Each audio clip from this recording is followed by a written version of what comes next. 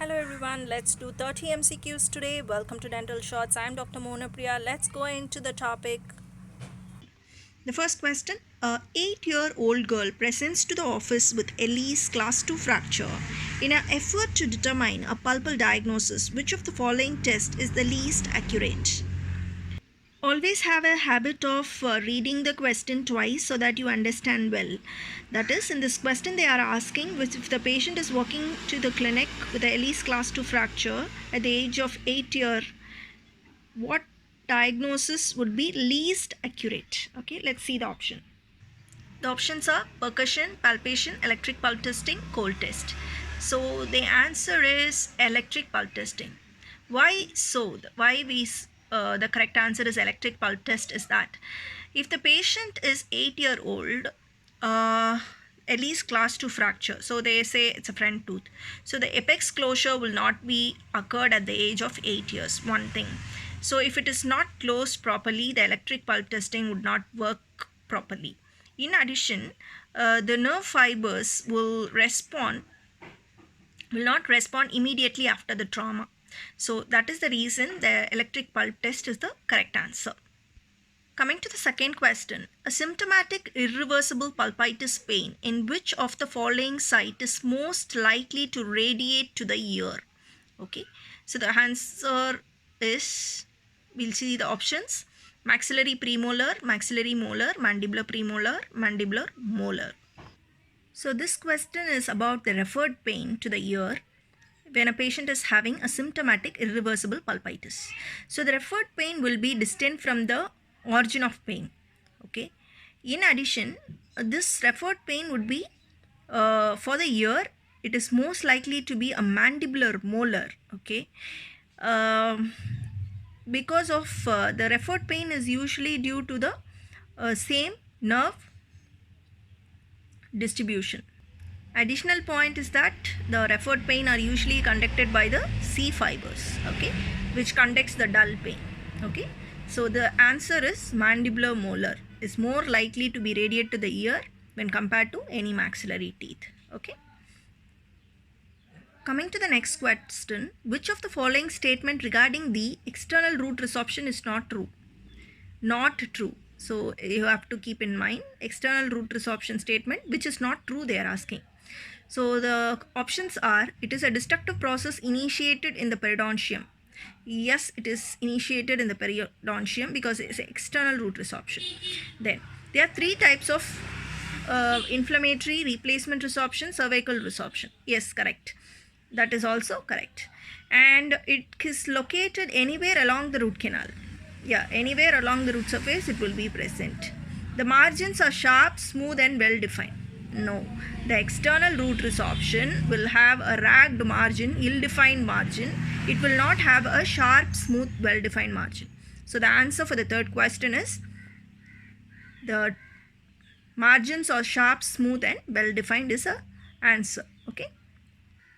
Let's come to the fourth question. Which of the following statement most likely apply to cracked tooth? So the question is about cracked tooth. What are the statement which is applicable for cracked tooth?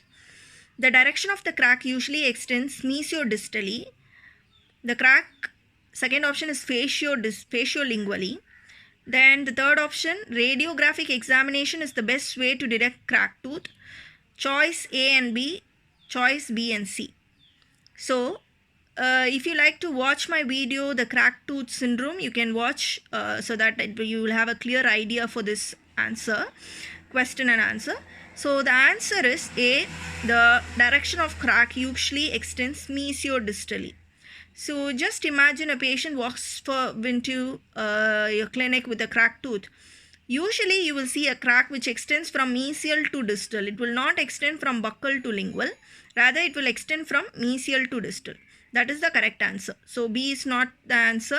Radiographically also you will not find much useful in cracked tooth syndrome. So the answer is A. The direction of crack usually extend mesiodistally. Fifth question. Which of the following statement regarding the treatment of a tooth manifesting with a sinus tract is true? So the question is, which treatment would be ideal for the sinus tract? Okay. So which is true for sinus tract? That is the question. So we will see. Treat with conventional endodontic therapy. Yeah, we are going to treat. Antibiotic is not needed. Definitely antibiotic is not needed. Even though it has a sinus tract, antibiotic will not be needed unless and until they are immunocompromised. The sinus tract should heal in 2 to 4 weeks after the conventional root canal therapy. This is also correct. If the sinus tract persists after the root canal therapy, perform a root end surgery with a root end filling. Yes, if the sinus tract is not healing, we are going to do a periapical surgery as it is mentioned. So E is all the above. So answer is all the above. Everything is correct. Okay. Everything is true regarding the sinus tract, the tooth manifesting sinus tract treatment. Okay. Next question. The major objective of access preparation include all the following except one. Which one is the exception? So we have to find out which is not the objective of access preparation. Okay, let's see the option. Attain the straight line access to the canal orifice. Yes, we have to locate the orifice. That is correct. Confirmation of clinical diagnosis. That is wrong. That is the answer because the diagnosis should be made even before the access preparation. So this is not the main objective of access preparation. Okay. Third, we will see. Conservation of tooth structure. Definitely when you are doing an access preparation, if it is possible, you have to conservatively do it. Okay. But you shouldn't compromise with the direct line access. If you get a direct line access, no more tooth structure needs to be removed. So the conservation of tooth structure is also a main objective of access preparation. Then is attainment of direct straight line access to the apical root. Yeah, that is also correct. So which is an exception they have asked. So the confirmation of clinical diagnosis, B is the answer. Then which of the following is not a property of sodium hypochlorite? Chelation, tissue dissolution at higher concentration, microbicidal activity, flotation of debris and lubrication. Sodium hypochlorite plays a very important role when you are doing a root canal treatment. Chelation is not at all related to sodium hypochlorite. Okay, so that is the answer. All the three other B to B, C, D are the property of sodium hypochlorite. It has a microbicidal, it has a tissue dissolution, and it floats the debris. All are correct when you see the sodium hypochlorite. But the answer is not a property. So it is chelation. Next question. While performing non-surgical endodontic therapy, you detect a ledge. What should you do? Options. Use a small instrument and get by the ledge. Fill as far as you have reamed. This is not ethical. So B is wrong. We have ruled out. Use a small burr and remove the ledge. It is not possible if the ledge is in the middle third or the apical third. We can't do a round burr and remove the ledge. So C is also wrong answer. Continue working gently to remove the ledge. How much ever gently you can't remove the ledge by gentleness, but you can use a smaller instrument to get by the ledge. So the A is the correct answer. Next question. Which perforation location has the best prognosis? Coronal third, apical third, chamber floor, middle third of the root. So they are asking about the root perforation. So which perforation has a best prognosis? So whenever the perforation is occurring in the root tip, it would be better prognosis. Okay, poor prognosis when it occurs in the coronal third.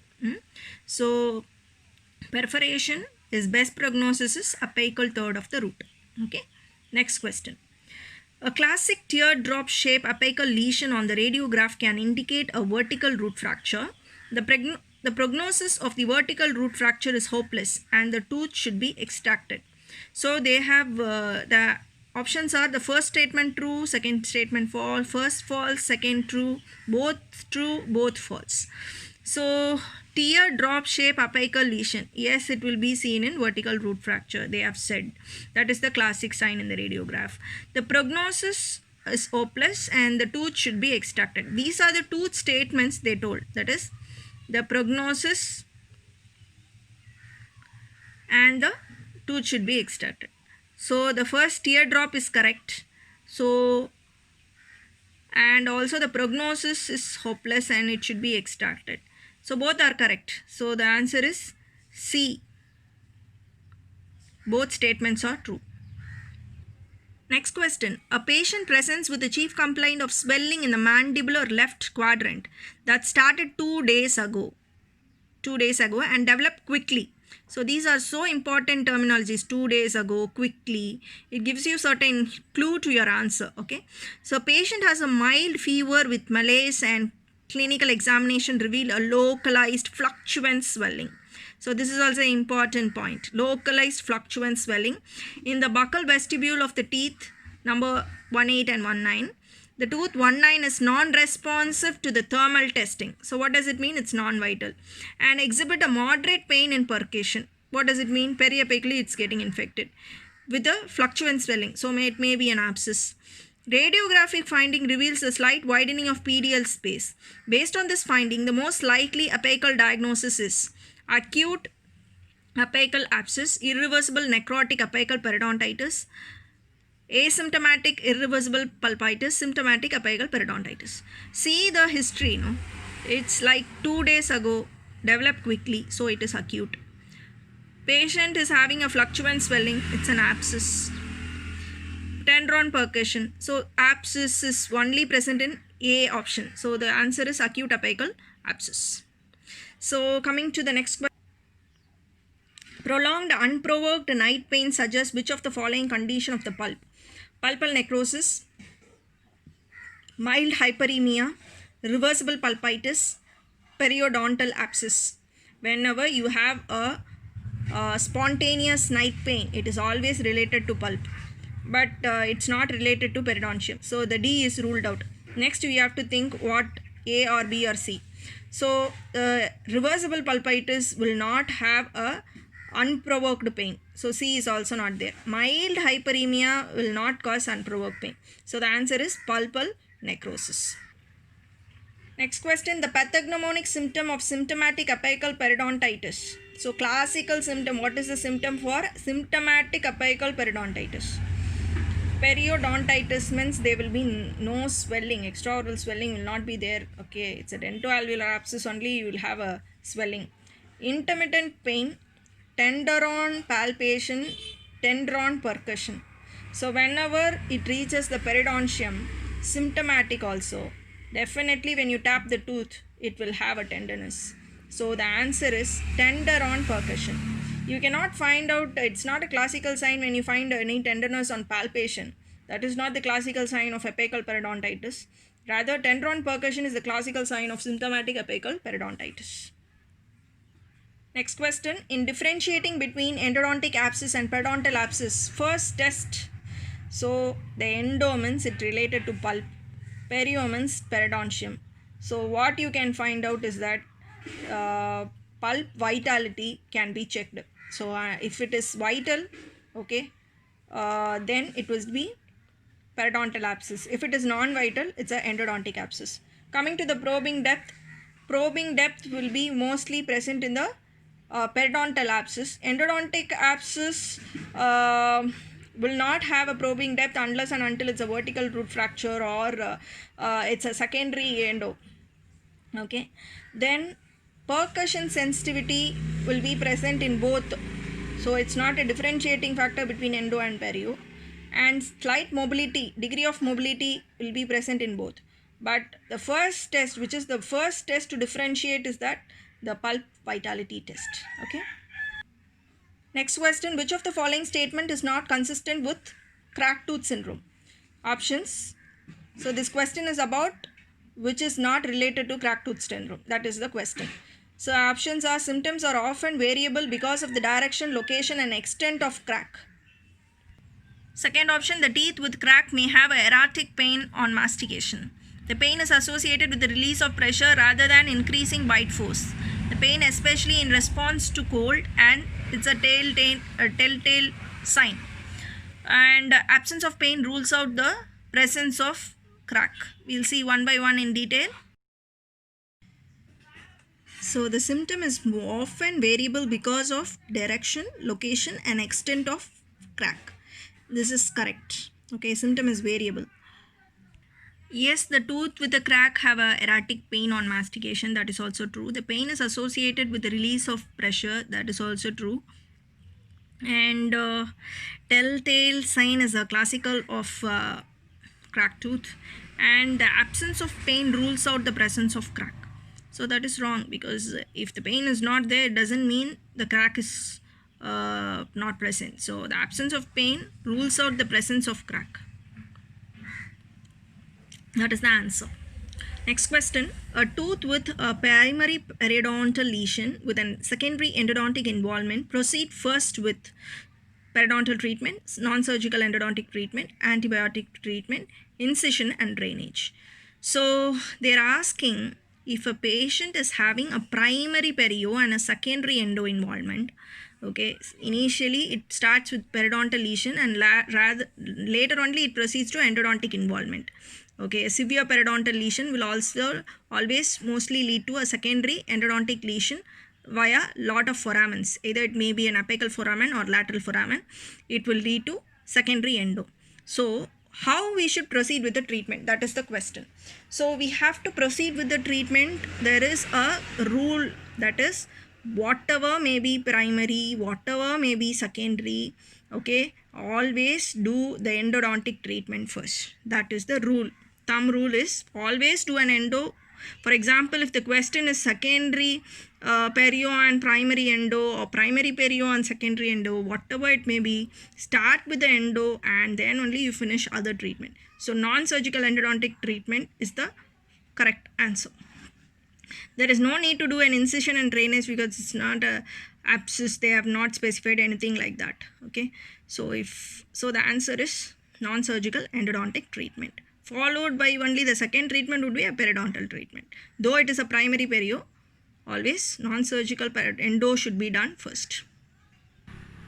So the next question, the patient calls late Saturday night because of severe throbbing pain in mandibular premolar aggravated by heat, biting and touching. What procedure is recommended? So this Saturday night, these are all distracting. Okay, leave that. Why they called? Because of severe throbbing pain in the mandibular premolar aggravated by heat, bite and touching. Okay, so what is the treatment? Instruct the patient to apply the ice intermittently and take aspirin and call to Monday for appointment. See, it's an emergency call made on Saturday. That's why they told Saturday. So it's not a distracting, rather it is also implied in the answer. So Saturday night means Sunday they have to wait, and Monday it's not possible. See the patient at the office and initiate the endodontic treatment. At this point, this would be the correct answer. Let's see the other options also. See the patient at the office, remove the carious lesion, place the sedative zinc oxide eugenol. See, when you place a eugenol, when a patient is having a pain aggravated by the heat, biting and touching, the pain will be even more aggravated. So that is not the option. Prescribe the analgesic and refer to a patient to an endodontist. So this is not a very severe case of periradicular lesion or something to refer to an endo person, rather we can do. So prescription of analgesics, that is also not ideally speaking, that's not right. So refer the patient to the hospital oral surgery department for extraction. You cannot extract, it should be a conservative procedure. So E is also not an answer. The answer is see the patient at the office and initiate the endodontic treatment immediately. That's the right answer. Next question, in an emergency patient, symptomatic irreversible pulpitis and symptomatic apical periodontitis of tooth 1-2 is diagnosed. Which of the following is the best treatment protocol for this patient? So they have said it's an irreversible pulpitis. Okay, that is one. Symptomatic they have said. Okay, in addition, symptomatic apical periodontitis, because the irreversible pulpitis has progressed to apical periodontitis. That is the thing they want to convey through the question. So the options are anesthesia followed by incision and drainage. There is no need to do an incision and drainage because there is no abscess. They have just told it's an apical periodontitis. So incision drainage is not needed. So A is not the answer. Anesthesia followed by extraction. That is not the treatment. It's not a root stem to remove. Rather, we can conservatively manage. So B is not the answer. Anesthesia followed by pulpectomy. So that is the correct answer. and prescribe the antibiotic for 1 week followed by the non-surgical endodontic therapy. So that is not the answer, because it's not a dentoalveolar abscess or any systemic conditions to postpone the treatment for prescription of antibiotics. Rather, we have to start the treatment because it's symptomatic also. Irreversible means it will have a night pain also. So the anesthesia followed by pulpectomy is the right answer. Next question, which of the following condition is an elective root canal therapy is contraindicated? Options are AIDS, recent myocardial infarction, leukemia, radiotherapy, second trimester of pregnancy. AIDS we can do, and in MI only we can't do, because there are more chances for a person to develop an MI, recent MI, there will be more chance for to recurrence of MI. So rather we have to postpone the treatment if it is an elective root canal therapy for the recent people who have a recent MI history. Okay. In second trimester we can do radiotherapy, we can do no contraindication. Leukemia also we can do an elective procedure, but recent MI is a risk to carry out, because the angina will occur. Next question, which is the best time for performing the incision and drainage at the area of infection? Which is the best timing? Question is it's wrong. So best timing for performing the incision and drainage in the area of infection. When a swelling is hard and diffuse, we can't do a incision when it's hard and diffuse. The area is most painful, no, that is not the criteria. Where sometimes it would be referred pain, you can't do the incision and drainage where the painful area is, where the area is large. So it's not like that. The area is large, you can't do a incision and drainage. The swelling in this localized and fluctuant. So when the swelling is localized and fluctuant only, we can do a incision and drainage. The area may be large, but it is a diffuse swelling. You can't do an incision and drainage in an area which is large. In a case of a diffuse swelling or any other criteria, that's not right. Rather, the swelling is localized and fluctuant, then the best option is incision and drainage. So answer is D, when a swelling is localized and fluctuant. Next question, the endodontic infection usually is polymicrobial. Which is the predominant type of microorganism found in a tooth that requires endodontic therapy?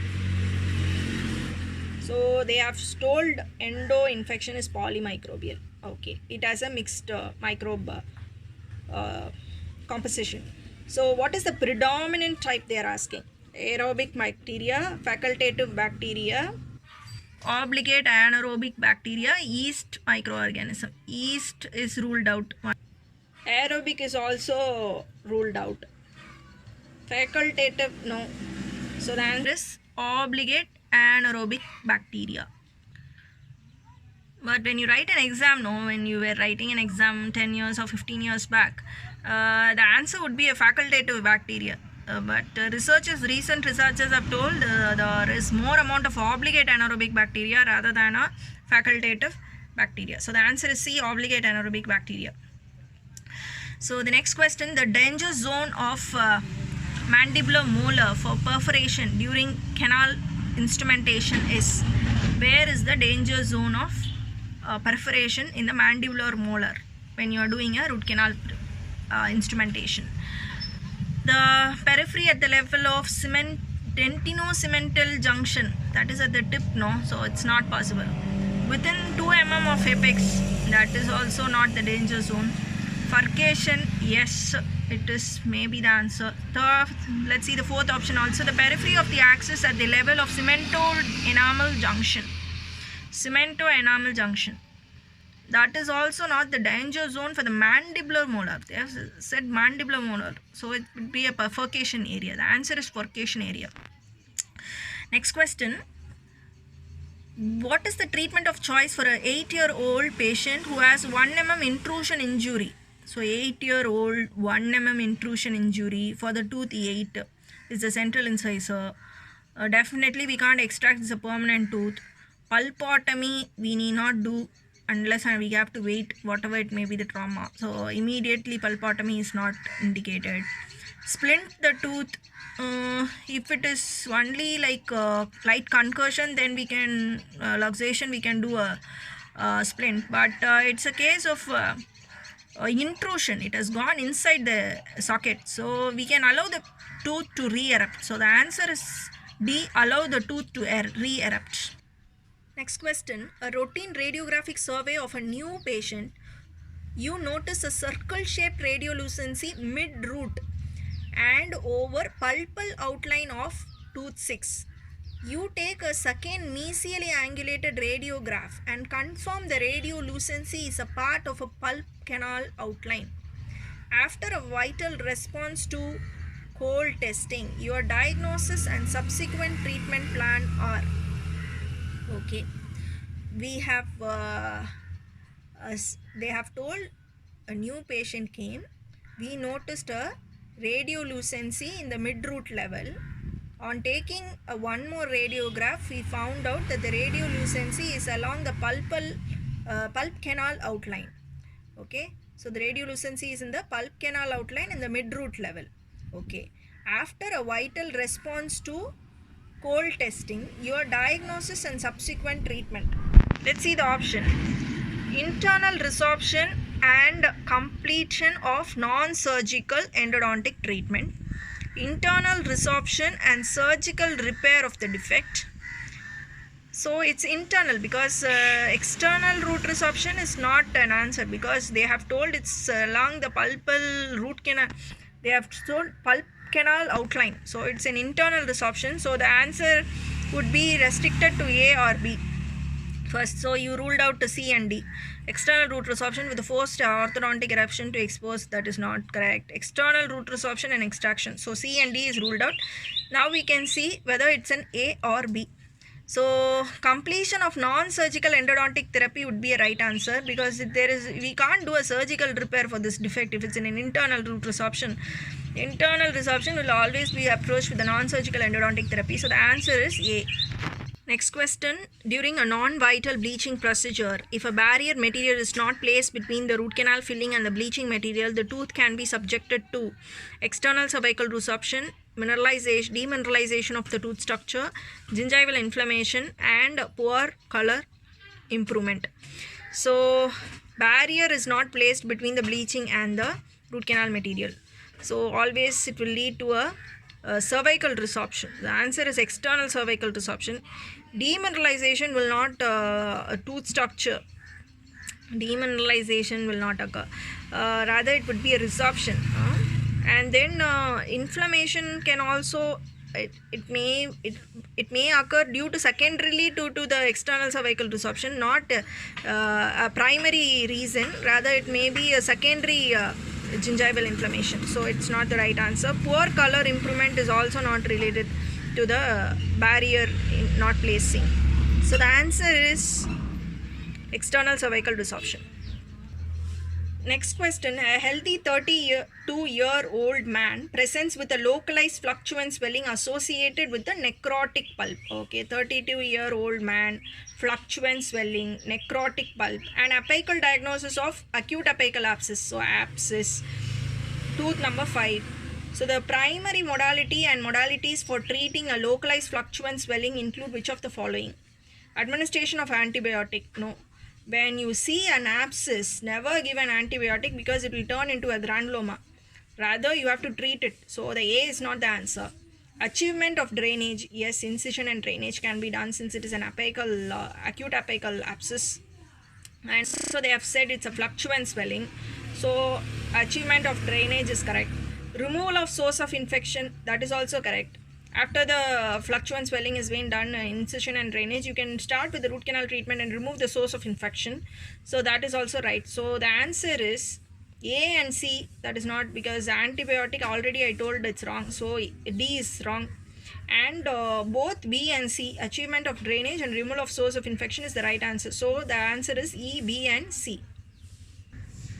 Next question, which of the following statement most accurately describes manufacturing process of K-type hand instrument?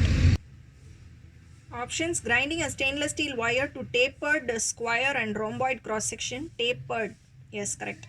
Twisting a square and rhomboid cross section. Non-tapered square blank, metal blank, wrong. Non-tapered is wrong, totally wrong. C option, grinding a silver metal blank to a non-tapered square. Again non-tapered, wrong. B and C are non-tapered, so D is wrong. All of the above, that is not wrong. So the answer, grinding a stainless steel wire to tapered square or rhomboid cross section. A is the right answer. Next question. The benefits of intracanal irrigation include all the following except one. Which one is exception? So we have to find out root canal irrigation benefits except one. So which is not the benefit, that is the answer. We have to find out.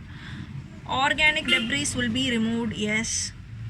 It disinfects the complex anatomy that is not accessible by instrumentation, definitely. The mechanical, that's why it's called as chemomechanical preparation. Biomechanical preparation, BMP is been changed to chemomechanical terminology, because the places where the mechanical instrumentation is inaccessible, the chemical irrigation, intracanal irrigation will achieve the benefits of removing the infection. So it is the irrigation will remove the disinfection in the complex anatomy, that is right. Remove the smear layer, that is right. Facilitates the obturation. See, that is not only do only the intracanal irrigation, it will not facilitate the obturation. Okay, even if you don't do an intracanal irrigation, you can obturate. So the answer is facilitates obturation. Next question. The bacterial flora of the infected previously treated endodontic tooth. Previously treated endodontic tooth. Bacterial flora. Best characterized as gram-negative sticked anaerobe, gram-positive facultative anaerobe, gram-negative facultative aerobe, gram-positive sticked aerobes. See, one thing you have to remember, it's an anaerobe. So you have to restrict to anaerobe only. So you have to find out whether it's a gram-positive or gram-negative. So the answer is gram-positive facultative anaerobe is the right answer for 29th question. B is the right answer. The next question is, because of the mesial concavity, the following tooth is vulnerable to iatrogenic perforation. Mandibular first premolar, mandibular second premolar, maxillary first premolar, maxillary second premolar. The answer is C, maxillary first premolar, because it has a mesial concavity that is prone for iatrogenic perforation. Okay, so the answer is maxillary first premolar. Hope you liked the video. Kindly subscribe to Dental Shots if you want the further notification regarding the new videos which have been uploaded in our channel, and click the like button and leave a comment about the video. Thank you. God bless you all.